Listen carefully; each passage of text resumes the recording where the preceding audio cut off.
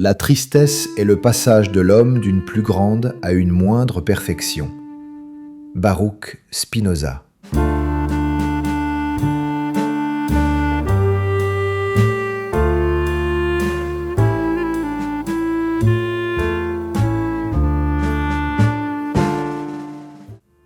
Il y a une fatigue dont on parle rarement clairement.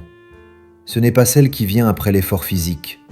Ce n'est pas non plus celle qui disparaît après une bonne nuit de sommeil. C'est une fatigue plus sourde, plus profonde, plus persistante. Une fatigue qui s'installe même quand tu ne fais rien de spécial. Tu te lèves déjà fatigué. Tu avances sans véritable élan. Et surtout, tu as l'impression que ce qui te portait autrefois ne te porte plus. Face à cette fatigue, la première explication qui vient est presque toujours la même. Tu n'as pas assez de discipline, pas assez de motivation, pas assez de volonté. On te dit de te reposer, de te forcer un peu, de retrouver l'envie. Mais ces réponses ne font souvent qu'ajouter une couche de pression. Tu ne te sens pas seulement fatigué, tu te sens aussi en faute de l'être. Spinoza regarderait cette situation d'un œil radicalement différent. Il ne parlerait pas d'énergie au sens vague, il parlerait de puissance d'exister. Et il poserait une question dérangeante. Et si cette fatigue n'était pas un manque d'énergie, mais le signe d'une perte prolongée de puissance? Pour Spinoza, l'épuisement véritable ne vient pas uniquement de l'action. Il vient souvent de la tristesse au sens précis du terme. La tristesse n'est pas simplement une émotion négative, c'est un mouvement, un passage vers une moindre perfection, c'est-à-dire vers une diminution de ta capacité à agir. Lorsque cette diminution se prolonge, elle ne se manifeste pas toujours par des larmes ou une douleur évidente. Elle se manifeste par une perte d'élan. C'est pour cela que tu peux te sentir vidé même sans effort intense. Tu dépenses de l'énergie à résister, à anticiper, à te contenir, à faire semblant d'aller bien, à maintenir des équilibres fragiles. Cette dépense est constante, invisible, et elle ne produit rien de constructif. Elle ne t'augmente pas, elle t'érode lentement. Spinoza verrait là une tristesse stabilisée, devenue presque normale. La vie moderne favorise ce type d'épuisement. Tu es exposé en permanence à des exigences contradictoires. Être performant, mais calme. Disponible, mais concentré. Engagé, mais détaché. Chaque contradiction demande un ajustement intérieur. Et chaque ajustement consomme de la puissance. Lorsque ces contradictions ne sont pas comprises, elles s'accumulent. Et l'accumulation finit par produire de la fatigue. Cette fatigue n'est pas un message du corps qui te dit simplement « repose-toi ». C'est souvent un message plus profond. Quelque chose, dans la manière dont tu vis, te coûte plus que ce qu'il t'apporte. Mais tant que tu interprètes cette fatigue comme un défaut personnel, tu continues à t'y exposer sans la comprendre. Lorsque l'élan disparaît, beaucoup essaient de le recréer par la volonté, se forcer, se pousser, se discipliner davantage. Mais pour Spinoza, cette stratégie est presque toujours inefficace à long terme. La volonté ne crée pas la puissance, elle ne fait que la diriger lorsqu'elle existe déjà.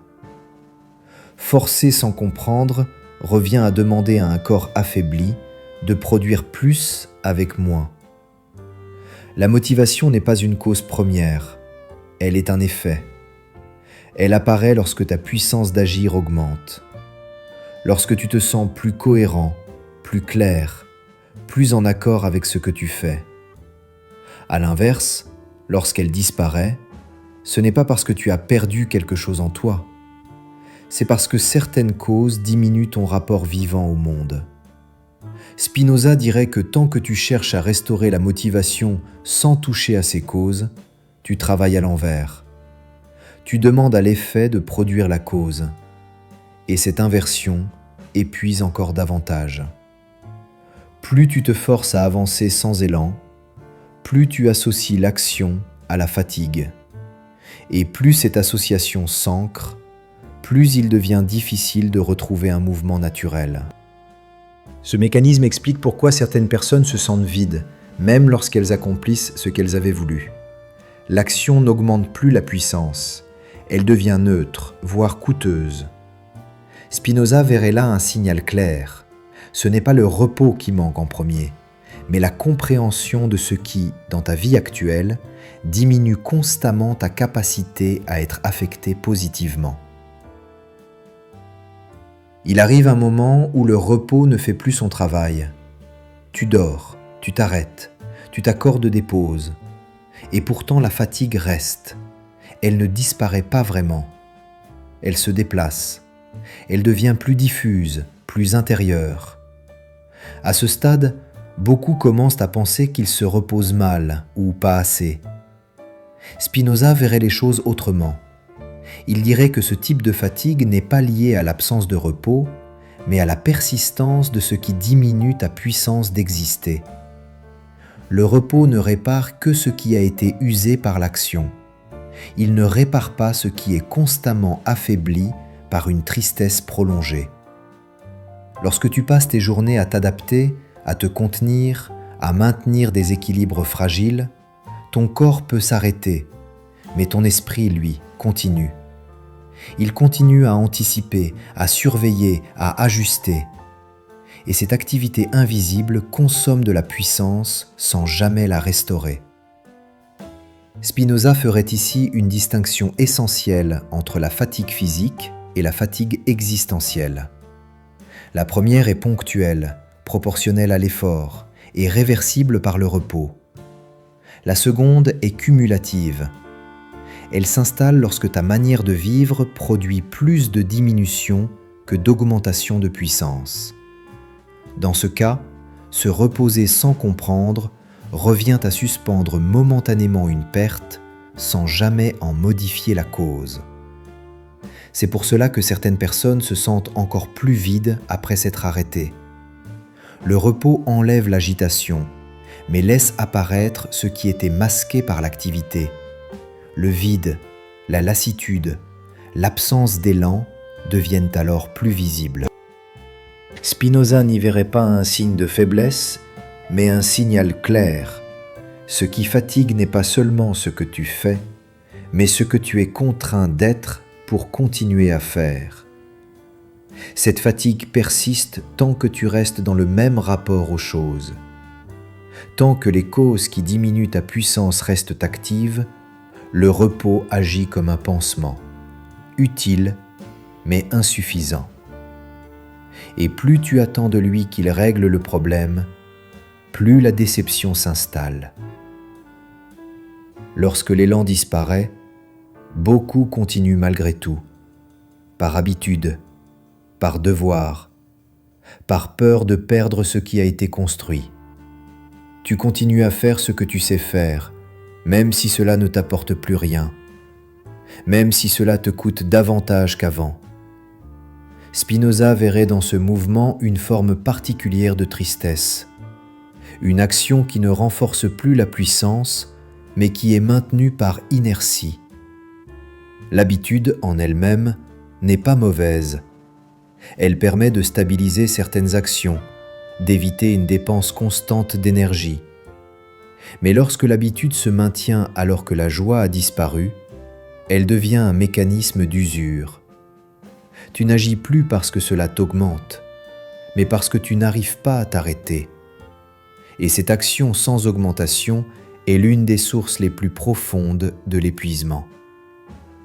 Spinoza dirait que dans ces moments-là, l'individu n'est pas réellement actif. Il est mu par des causes extérieures, attentes sociales, obligations intériorisées, peur de l'incertitude. Il agit, mais son action ne vient plus de sa nature comprise.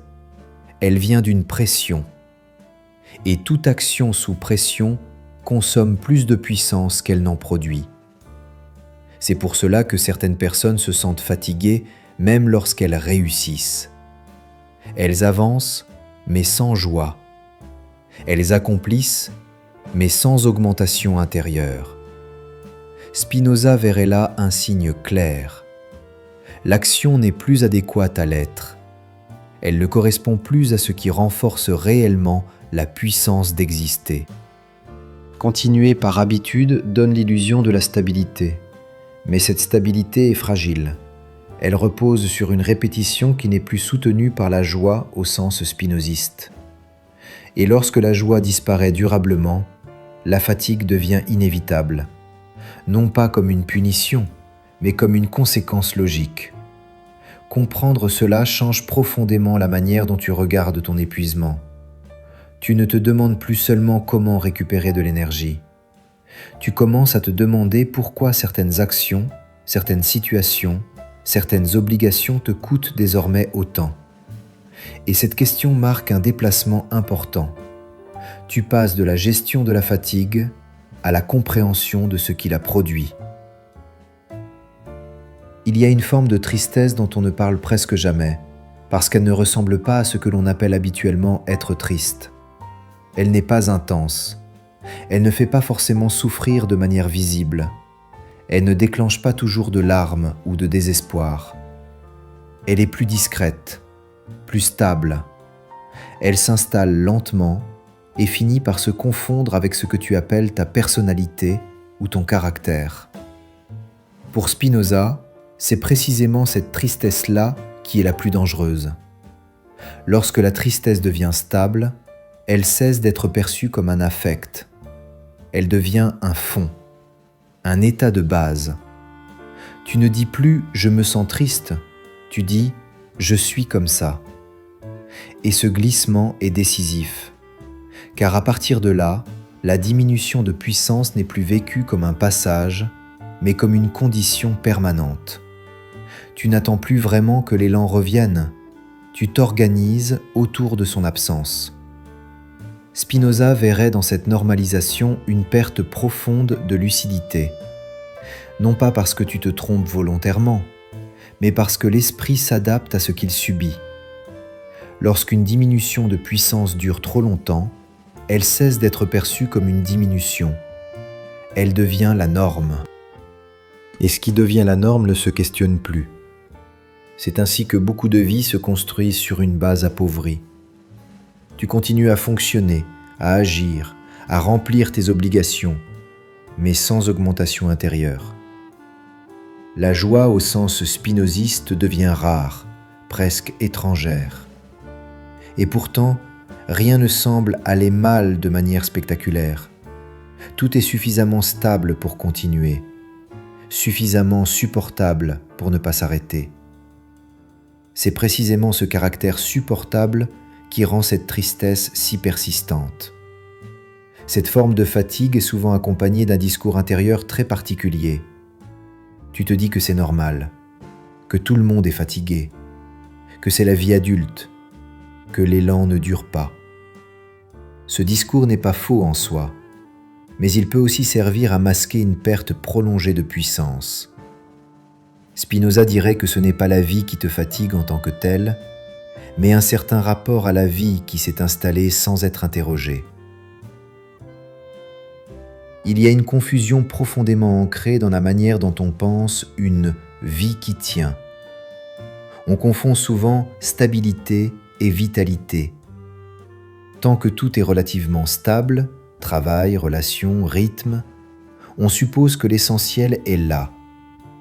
Mais pour Spinoza, la stabilité n'est pas un critère suffisant. Une vie peut être stable tout en diminuant continuellement la puissance d'exister. Cette confusion explique pourquoi certaines personnes restent longtemps dans des situations qui les épuisent lentement. Rien ne s'effondre, rien ne crie, rien ne force un changement immédiat. Et pourtant, quelque chose s'use. L'élan disparaît. La curiosité s'émousse.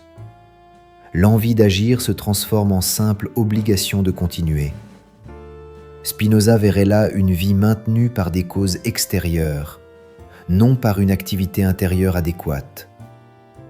La stabilité peut même devenir un piège lorsqu'elle est utilisée pour éviter l'incertitude. Tu préfères une situation connue, même appauvrissante, à une situation incertaine, même potentiellement plus vivante. Ce choix n'est pas irrationnel. Il est cohérent avec une diminution de puissance. Lorsque l'énergie baisse, le risque devient plus coûteux. Et plus le risque devient coûteux, plus tu te réfugies dans ce qui est déjà là. Spinoza dirait que cette logique est implacable.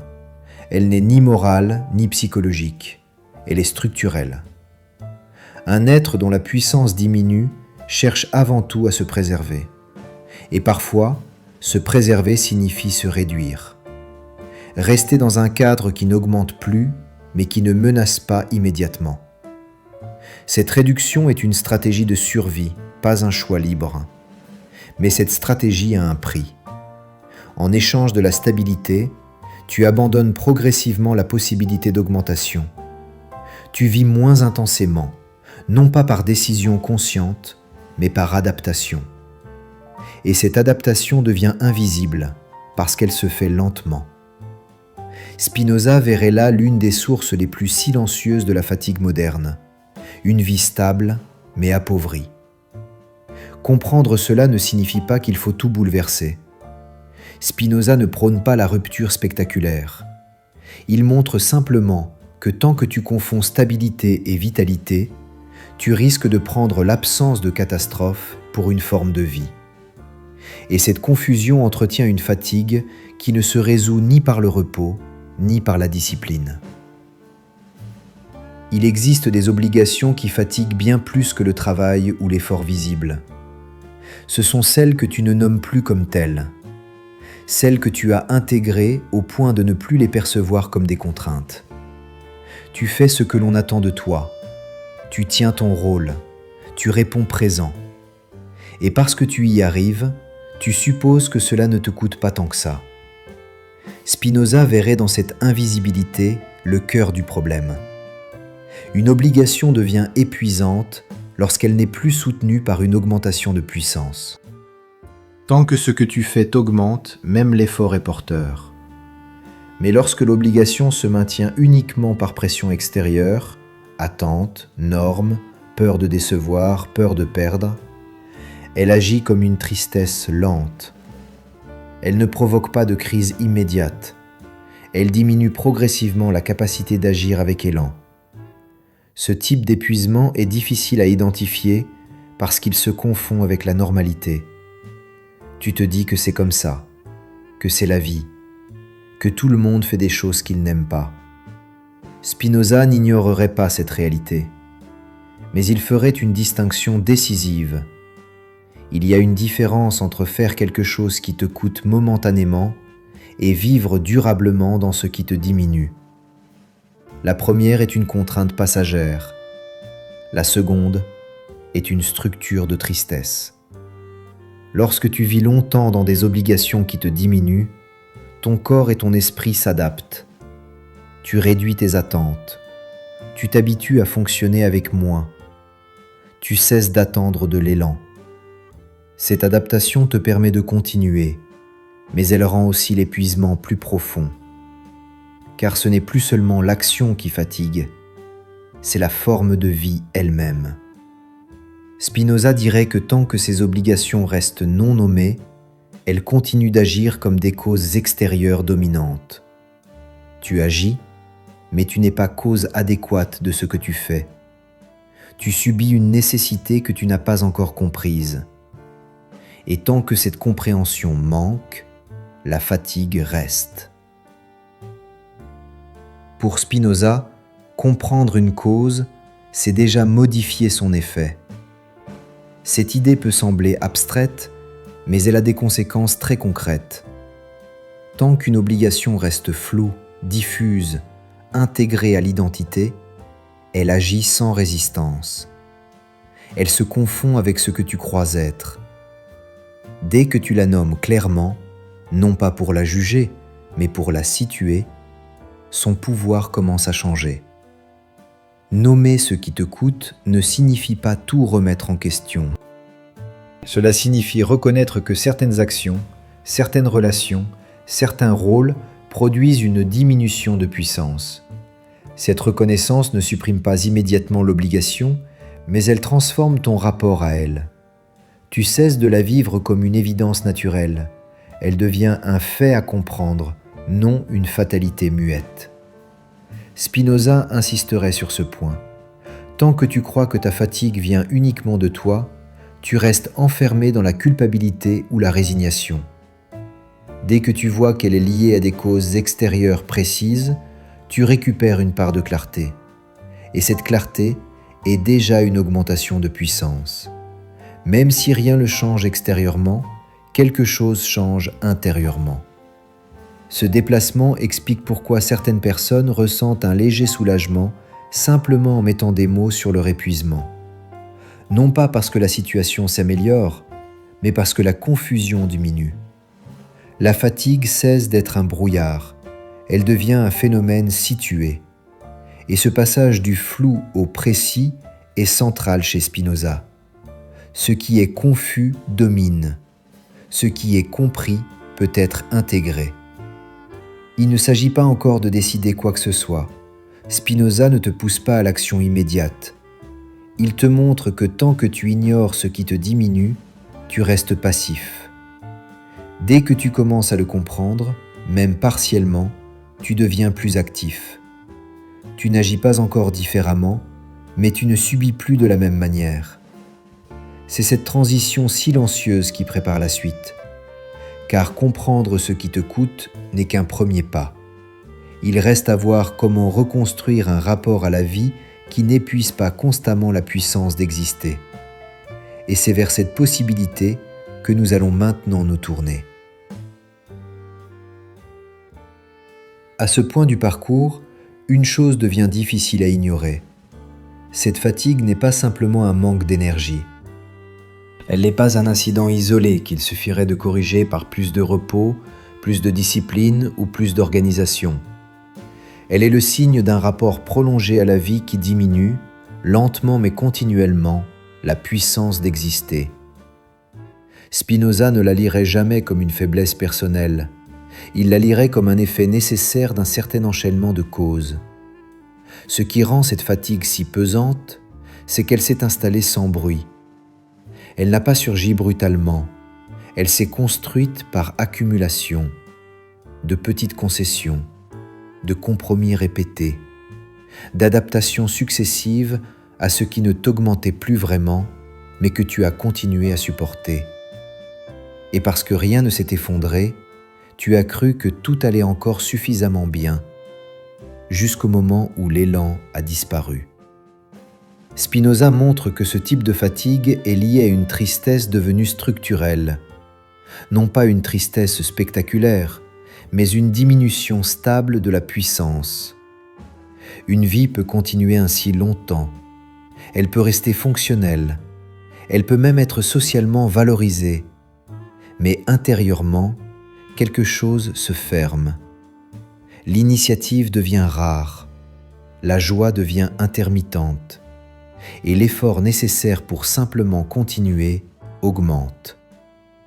Ce qui est le plus troublant, c'est que cette fatigue est souvent interprétée à l'envers.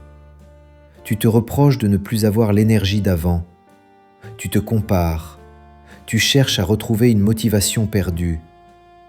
Mais pour Spinoza, la motivation n'est pas une ressource que l'on retrouve par la volonté. Elle est un effet. Elle apparaît lorsque la puissance augmente.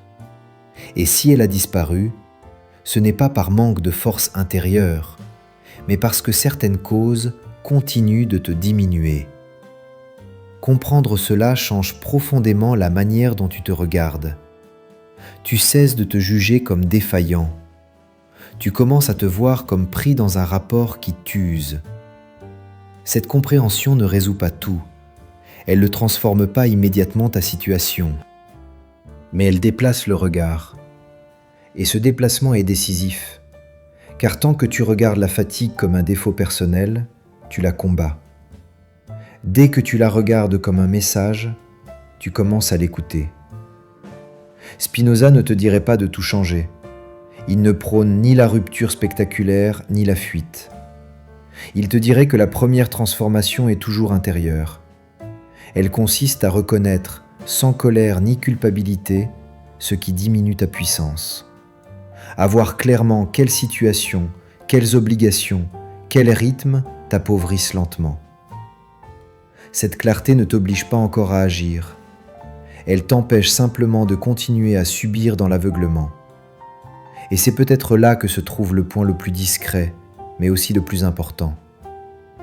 La fatigue persiste tant qu'elle reste confuse. Elle s'allège, au moins en partie, lorsqu'elle devient intelligible. Non pas parce que les causes disparaissent, mais parce que tu n'es plus entièrement dominé par elles.